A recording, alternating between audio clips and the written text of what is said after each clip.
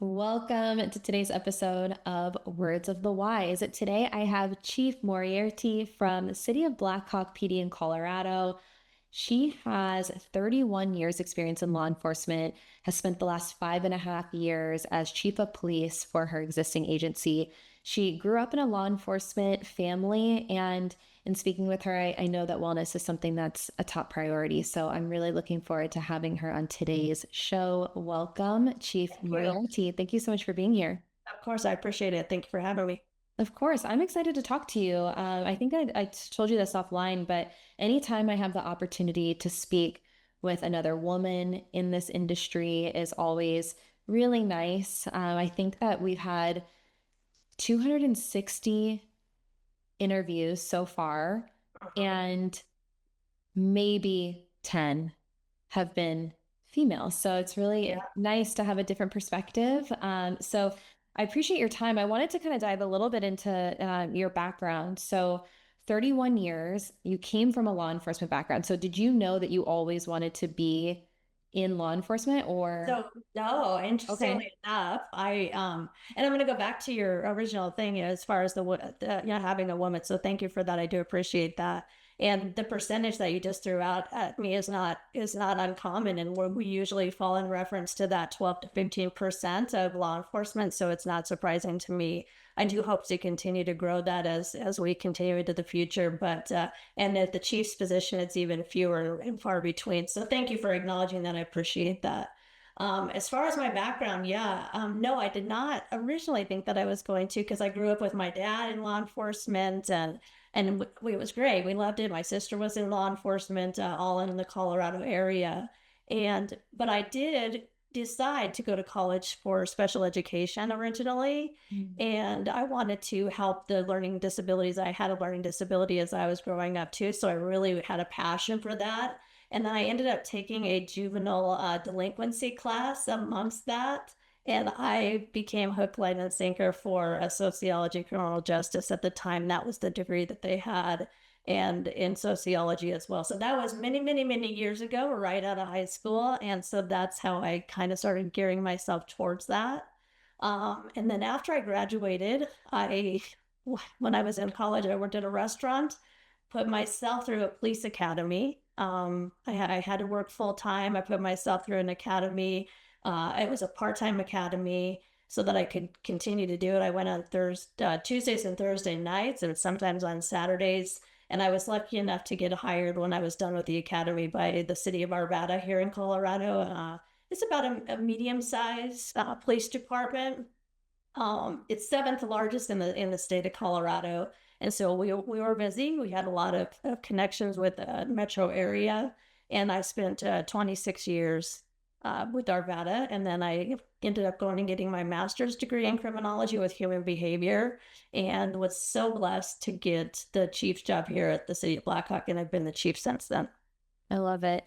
Well, it sounds to me that you had a heart of service always. You wanted to be able to help other people. And I always find it really interesting because I look back on my trajectory in my life and my career too, and I kind of have a similar experience where people ask me, they're like, did you always know you wanted to be in this space? Or like, how did you get here? And I'm like, no, like not at all. But I think that life has a funny way of kind of guiding us to where we're meant to be or where we were Yeah. supposed to be.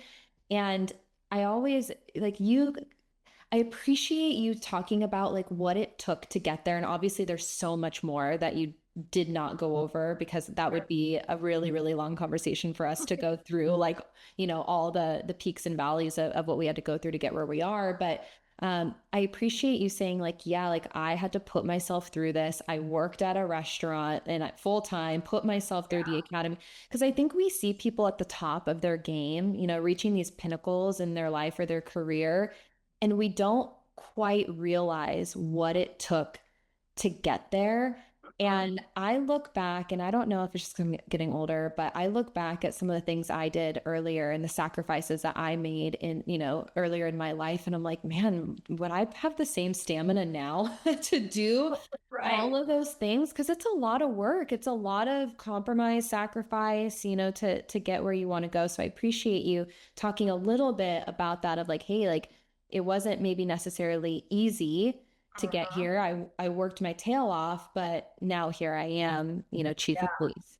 Yeah, I agree. And I love how you put it. I use it as the terms of the lenses that we look through. Our life creates, different lenses that we see our life through. And, everybody's is different. And so to be able to have those conversations with people about where did you come from? And I have that conversation when I hire people about, acknowledging the lenses that they look through, because those could, going into the mental health portion of our careers, is those could be triggering points for you, and you need to acknowledge those so we can work through those and understand where we came from. And we all have struggles, and we all have, success stories and failures, but if we don't learn from them and continue to grow and develop from them, shame on us for not learning. And sometimes we just never know which way that's going to take us. Yeah. Do you think that that has served you really well to kind of always remember where you came from and stay grounded and kind of have empathy for people who are younger in their career and some of the things that they're going through that maybe you're not going through right now, but you definitely have been through it at some Yeah, point? 100%. Again, I can't emphasize enough that, if I had my employees sitting here that I've hired throughout the years, they would tell you the same story. Is these are the conversations I have with them Mm. at the beginning to say, look, we all have our own life experiences. I want you to be who you are. I want you to own who you are and accept people and have respect here, but we all have different lenses. So however that it looks for you, we want to find guidance to get you there, because clearly they have the passion to come into this career, whether it's I have a dispatch center, so whether it's a dispatcher or my records or anybody in our support staff or our law enforcement, it's just so critical that we see things in this career, um, that most people don't see. And so until you actually are in that situation, you might not know your triggers, but if you start thinking about it, it's really important to have maybe a game plan for that and acknowledge that, and also realize that those struggles and successes are also what led you to where you are today, and those are huge. You should own all those. Yeah, it's really interesting. Like I used to, when I was younger, I used to um maybe have shame or like be embarrassed by, some of the like hard things that I had gone through in my life. And it wasn't something that like I viewed as a positive. It definitely wasn't something that I wanted to share with anybody. But now looking back, I'm so grateful for the hardships and the things that I had gone through because I do think it shapes who we are. I think it better equips us for the future as long as, and it's the caveat that you said, as long as we're finding that growth and learning opportunity and we're able to learn from those things and move forward. But it's almost a superpower, and I think that I really like that you said, hey, we all have different lenses. We all have things that are going to impact us in different ways. And if we can recognize that within ourselves, we should also be able to recognize that in others and Exactly. understand that maybe something doesn't impact me because maybe I've gone through other things, and that particular thing doesn't impact me in the same way it would impact you, but that doesn't make it less impactful for you. And I think we have to show up for other people with that sense of empathy, of understanding, hey, just because something doesn't affect you doesn't mean it's not affecting someone else. And how can we show up for ourselves with empathy, but how can we show up for others as well? Yeah, 100%. And even if you can acknowledge that maybe that whatever situation is for the other individual isn't the same as yours, if you can pull for something that's similar that relates to you and understand the feelings to it, I do think that it would behoove us to continue to grow and develop and provide them with support, even though it might look a little different. Yeah. Yeah, so Yeah, yeah, I like 100%, that. that's great. I like that because I think that, what I'm seeing, and I don't know if you have seen this just throughout your career, but I'm seeing a lot of peer pressure and a lot of the stigma coming from peer to peer of like judging, of like, oh, like get it together. Oh, it wasn't a big deal, kind of like get over it. And if we can have that self assessment, like you said, of like, hey, like maybe you can't relate to this specific thing, but you can relate to something, Yeah. and how can we create a space that allows people to feel safe when something is bothering them or is challenging for them so that they can then reach out for the resources that are going to help them to grow and to move forward from it. Yeah, for sure. And it's interesting that you say that too, because finding that space internally, and having that empathy towards people is huge. And I want to say that law enforcement has come a long way, but it hasn't fully reached the potential that we actually could be at. Yeah. And just, oftentimes we harden ourselves because we do have to deal with the situation. I mean, like I said, we see people at their worst and we see people at their best, and one person's crisis is another person that maybe that's what they deal with on a regular basis. But if we don't go into that situation understanding that that might be that person's worst day, then shame on us. So we have that shell that we do put on because we need to help other people get through it. But what sets us aside from, the good part of that is that we are also human. And if we don't acknowledge that that sits on our shoulders too, and that does weigh on us, then shame on us because we need to work through that too. We can be that helping hand and get through that moment, but the human side of us is still going to feel that. And Yeah. if we try to push that down, it's just going to come up in other places, and a lot of times unhealthy places. But I always tell people I've been in, mostly when I was with Arvada, it was part of the investigation of officer involved shootings, a lot of big critical incidents throughout my career. And I've seen things that I never want anybody else to see, but I've seen them, and I have to recognize that I have to be, work myself through those. But I always tell them, if they come to me and say, this doesn't affect me, I want them to own that because it should affect you because we're human. And that is what sets the good from the evil, is Mm. that we actually care. Yeah. And so I want you to feel what you're feeling and get through it and work through it in a healthy way. Because if not, I don't want to be that other side who does do harm to other people and they don't care. That is why we are the good side of this, is because we do deal with it, but we also have to recognize that we're human, and yeah, you do feel that pain. And so we have to work through that in healthy ways. Yeah, I like that. I've never had anyone put it that way before. I had someone say one time to me, and I think that this relates, and I do want to dive into some of the things that you guys are doing to be able to process some of those things and the stressors of the job. But they said this job can change you and it will change you, but the goal is to not let it break you. And Yeah. so, what can you do to be able to, again, like we said, healthy coping mechanisms, healthy resources to get you through to the other side stronger, hopefully? Yeah, you're not going to maybe be the exact same. Yeah. The person you were before you saw something versus the person after you saw something, there's something that changed there, but how can we make sure it doesn't break you? And I think that Yeah. that's so important. And so, one of the things you told me is that you guys have been focusing a lot on stress and stress mitigation. And there was a stress class called Stress Reset that you sent your leadership team to. Can you give us a little bit of insight into what that class was and maybe some of the things that you learned? Yeah. So it was brought to my attention about summer of last year, the stress reset class by Isabel Tierney and her daughter. And I actually I did work with her daughter at one point in time in my career in Arvada, and there was a lot of uh, horrible things that happened. We lost a couple officers, friends, and just tragic things. And she ended up leaving the career from the stress. And so her mom was a psychologist and was just mostly dealing with family practice type of stuff. But she saw in her daughter how much this affected her. And so as they started connecting their two lives, even though they were, mother daughter, connecting their lives from different viewpoints, different lenses, Isabel realized that her tools that she's always been working with family therapy and different things needed to come to the first responder world. And so her and I met, the three of us, and I was like, yeah, this is perfect. I mean, it pairs so well with all the wonderful things that we have, peer support, all the different classes, the things that you're putting on, the things that I saw in your video, all those wonderful things. It's another pairing, and we should always be searching for multiple tools for our tool belt, and so that we can find the one that fits. But this one is more focused on the individual, so they can self-regulate, and then I extended it recently to family because so many people were come. So let me back up. I'll tell you why this actually came to me is my husband is also law enforcement.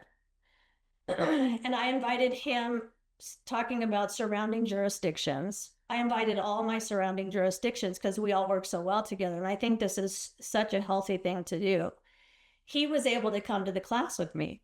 Oh, it was a Zoom meeting, kind of similar to what we're doing now. And it was a 4 hour class. And it was wonderful. And we ended up using it at work and at home. And I happened to mention that this was so nice to have a common language to these three, easy steps to kind of regulate yourself and have the same language, that somebody else, a sheriff that I was presenting to, said, "Oh, I wish my wife could come to this," not law enforcement. Yeah. And I remember thinking, why not? I love it. Why are we not doing that? Because we want our employees to be healthy. We want our officers, our dispatchers, all our team members to be healthy, but they go home and they're not with us. Mm-hmm. So why not give a common language and resources to that entity as well? And so we recently opened up the class that we're having here in February to family members. Yeah, I love that. And I don't know a lot of agencies who provide resources for the family. I've heard of, when they graduate, bring the families in, have those conversations, maybe give like book resources, things of that nature. But to have training for the family as well, I think is so smart because they're going through it with you guys. Obviously your husband's in law enforcement, so has an understanding, but for those who aren't, they might not know exactly what you guys go through or maybe some of the signs to look out for. They're also stressed dealing with you guys. So Yeah, how can we help the family unit thrive as a whole? I think that's really smart. because it is they leave home and they come to work and they leave work and they go home. And so having and don't get me wrong, it's not about encouraging, a lot of people want to protect their family from what they see. And I completely understand that. Yeah. But it doesn't necessarily take away from the emotions that you hide to your family. So maybe even just having a language of saying, look, I've had a rough day today. And you don't have to go through the blood and guts of maybe what you had to deal with, but having a language where you can say, I need a little bit of time. So it's not personal to you.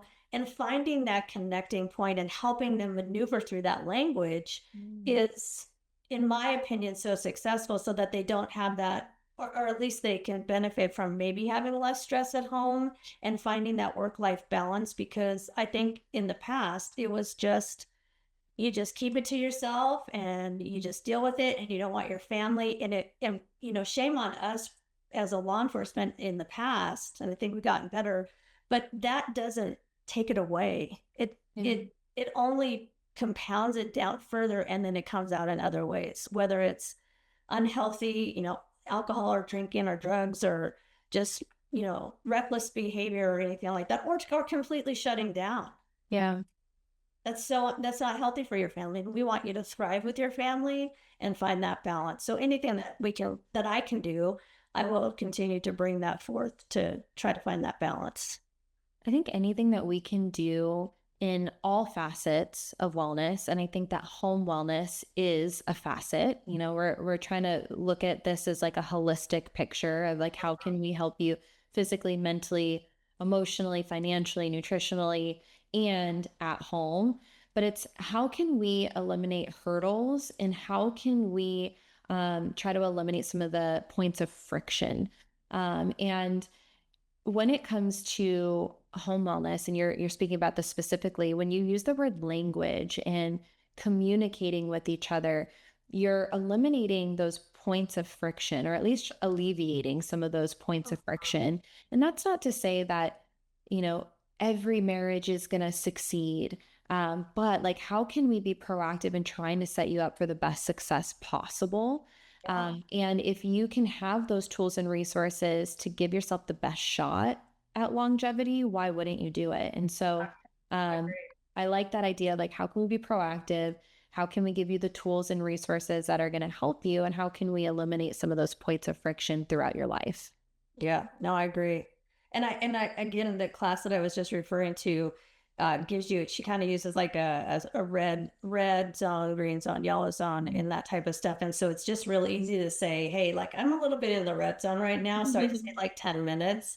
And then let's revisit this and talk. And so just having that is not coming home and going, look, I just leave me be. It's a nice language that we can go into. And she goes into great detail, and very similar to what you've talked about before is, the chemicals in the brain and how the brain reacts and how the brain is wired. So just really trying to rewire that to be successful in both arenas, because we are good people. We do want to help, and we don't want to go home and be numb to our family. And sometimes that will bleed over both ways. And so finding a nice healthy balance for first responders in general. We're currently talking about law enforcement, but I have a lot of friends that are firefighters and EMTs, and they face the same types of things. So Yeah. finding any of those avenues is very healthy.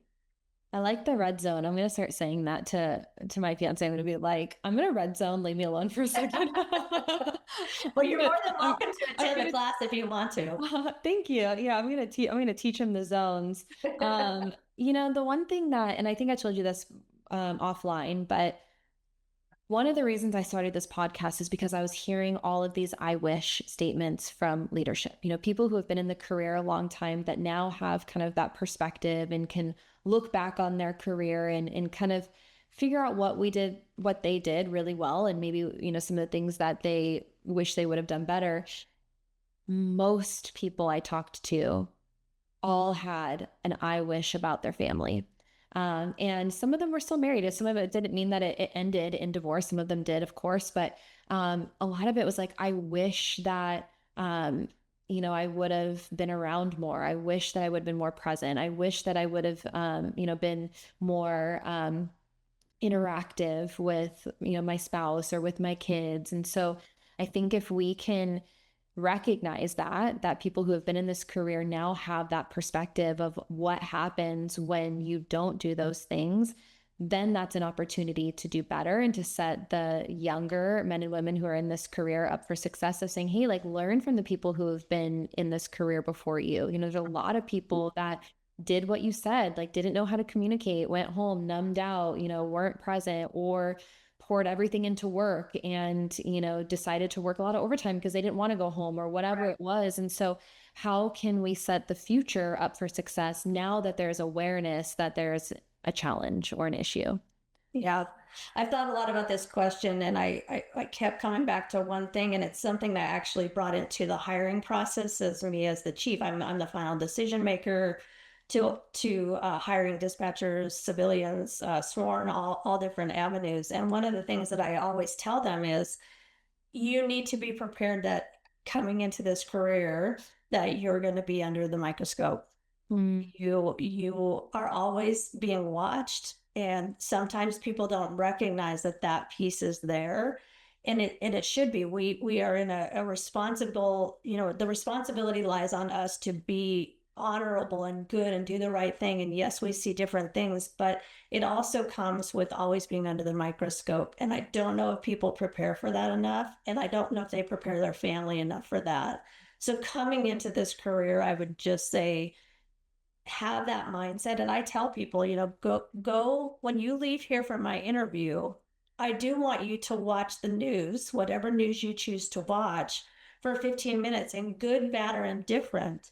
Law enforcement is going to be mentioned very often in the newscast. And so I just want you to recognize that you are going into this. And I don't say it to scare them, but I want them to prepare and prepare their family that this is a life-changing event. But I also end it with, and we will prepare and guide you to how to maneuver through that. Mm. And so that I do give the truth, but I also make sure we have the, you have the resources here. So just know both sides of it so that we can maneuver through it. On the back end of it, I'm just going to add a little bit to your question, is especially with the older generation of cops, is exiting the career is equally as important for mental health of transitioning and finding out sources for that as you transition out of this world. Because when you're living in this constant state of, always being on high alert and all that kind of stuff, it is a hard transition for people. And I've seen that in my 31-year career on both sides of it. So I think mental health is important from beginning to middle, all the different phases of your life, whether you're getting married, having kids, your parents are getting elderly, all the different phases in life. We have to recognize that and understand that. And part of that is also retiring from this career.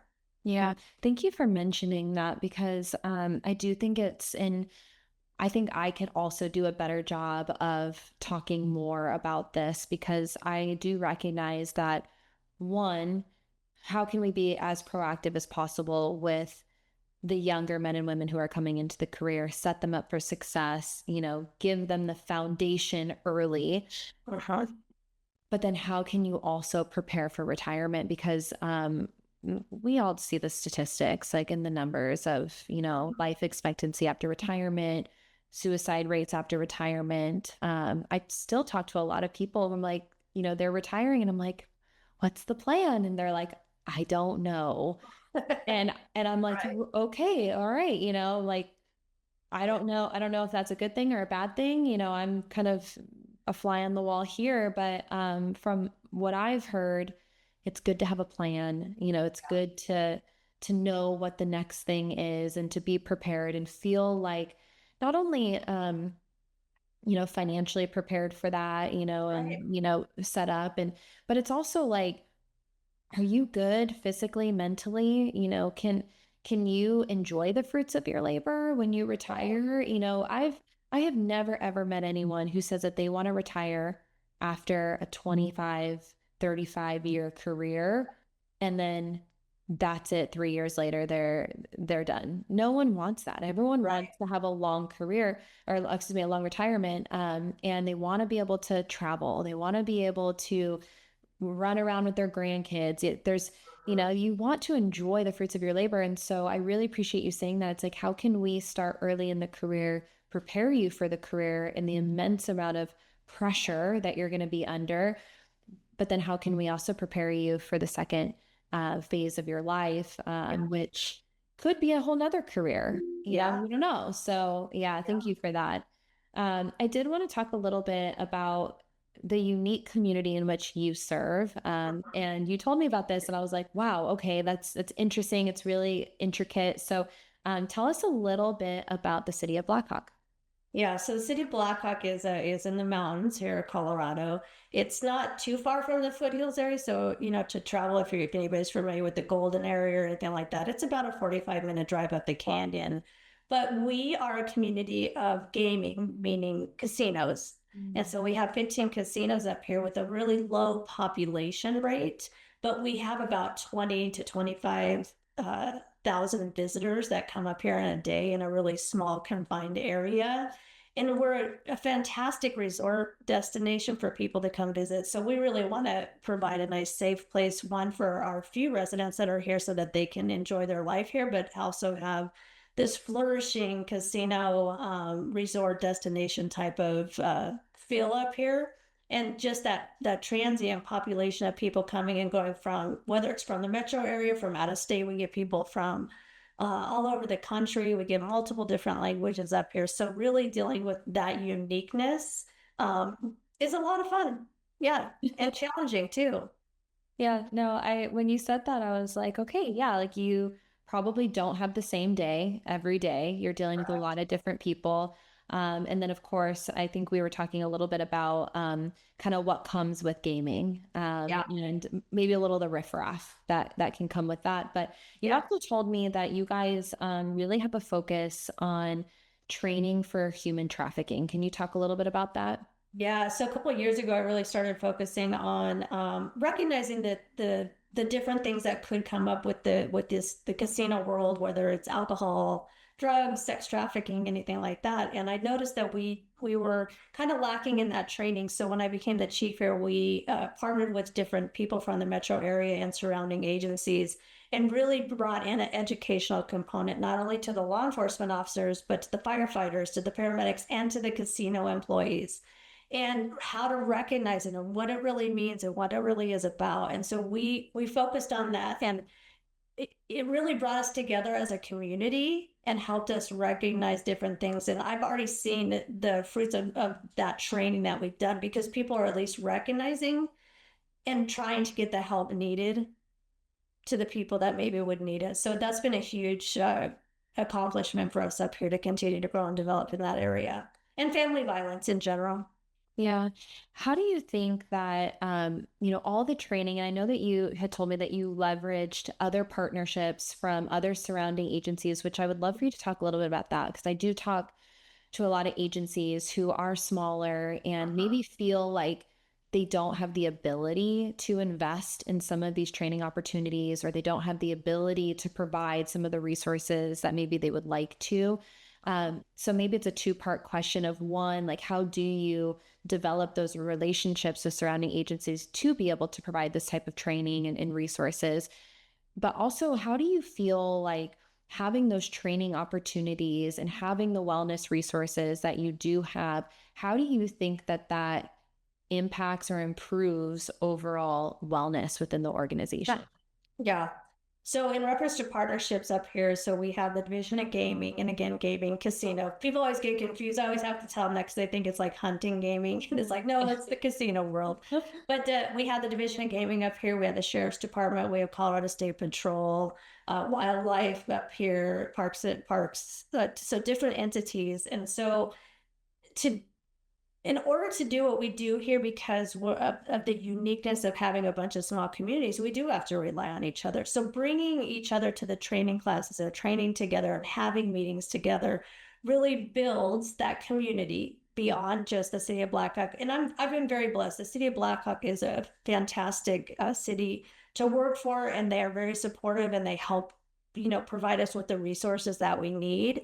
But as far as building relationships with the outside entities to help us making sure that we're providing the best service to our community is huge. And so you just go out and you form those relationships. I have a wonderful relationship with the sheriff and the agent in charge up here for gaming. And those connections are just priceless, because when we need each other, we know that they're there. So how that helps us with the second part of your question is having meetings together, training, and getting to know each other on a personal level, so that when we do see each other on these different calls, we know who each other, who we are to each other, and we value that relationship and we foster that relationship. So that's very important to us up here. Yeah, I think that we have, and I'm guilty of this. I think that I have, throughout my career kind of been on like a solo mission, and I think that a lot of people can relate to that. Maybe not everyone, but a lot of people, where like you're really focused on your own development and the own things that you have going on, and you kind of are on this like solo path, if you will. And there was a point in my life where I realized stronger together, better together.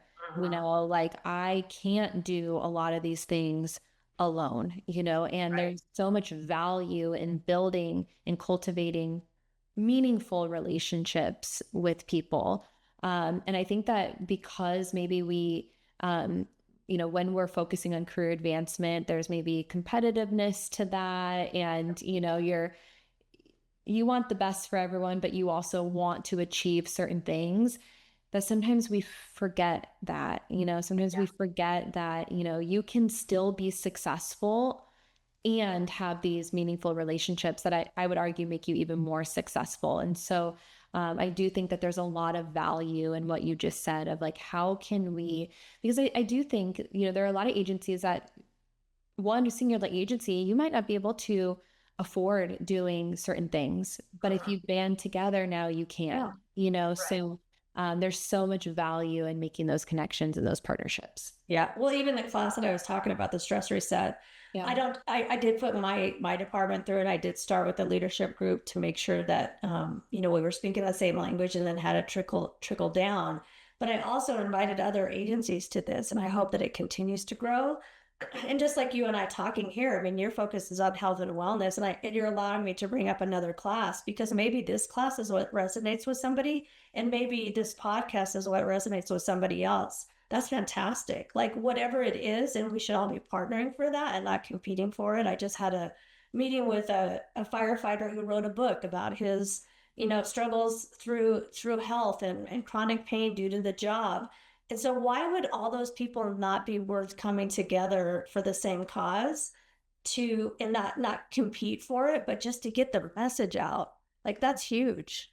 I agree. And I think we have to just remind ourselves of what the goal is. Like what is the mission, And I think if there's any single person, and I can maybe relate to this like of the wellness space, right? The wellness community, if there's someone who is of the mindset of you know, only me or only my program, I think we've lost sight of the goal and the mission. Because you said this earlier, lots of tools, right? And some are not going to be a good fit and some are going to be a good fit. And so how can we have as many different things so that everyone feels like there's something for them and that they're seen and supported? So I do think it's really important to recognize that, like, you might have a great product.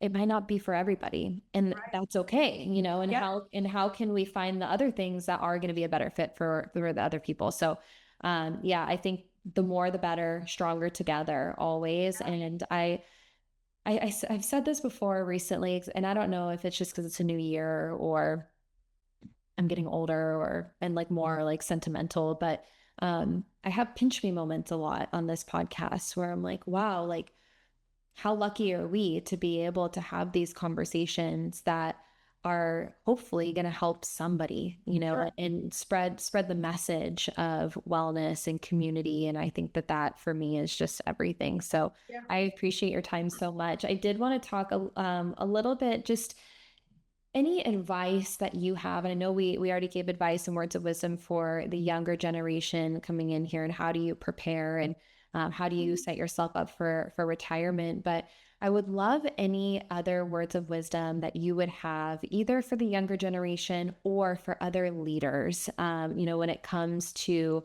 health and wellness or leadership. What are some words of advice? And, I know we talked a little bit about earlier how you're like, I hope that there's more women and like we want to keep that going. But what words of wisdom would you share with maybe future leaders, current leaders, and or the younger generation?